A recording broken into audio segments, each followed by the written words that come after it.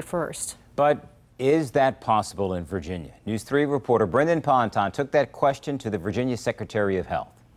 Are you ready? Virginia's Secretary of Health, Dan Carey, is a doctor himself and vaccinated people today at the Colonial Williamsburg Visitor Center.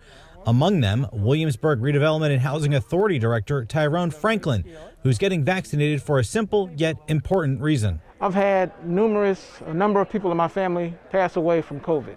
So I'm taking the shot for them. Afterwards, Dr. Carey talked with us about the future of vaccinations in Virginia. President Biden says all states have to open up vaccines to all adults by May 1st. So is that doable in Virginia? I think that's going to push us, and all the states need to be pushed. I think we will be ready here in Virginia. Currently, Virginia is in phase 1B, which should take until the second week of April or so.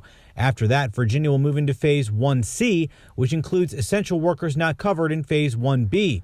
But Carey says that phase will only take 1 to 3 weeks, leaving time for Virginia to open it up to all adults by May. We should be ready to open it up by the 1st of May, consistent with the directive from the president. To get there, Carey says Virginia will have to utilize all means of vaccinating people: hospitals, health departments, pharmacies, doctors, and large-scale clinics like the one in Portsmouth next week through a partnership with FEMA. We will need to maximize all of those channels to make sure that we're getting the doses out as quickly as we can. As for Tyrone Franklin, he expects he might feel some side effects of the second dose of the Moderna vaccine, but he says it's worth it. Having a short illness compared to being on a respirator is something that I'll be willing to experience any day.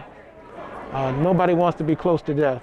And now hope that Virginia isn't far from getting a vaccine to every adult who wants one. In Williamsburg, Brendan Ponton, News 3.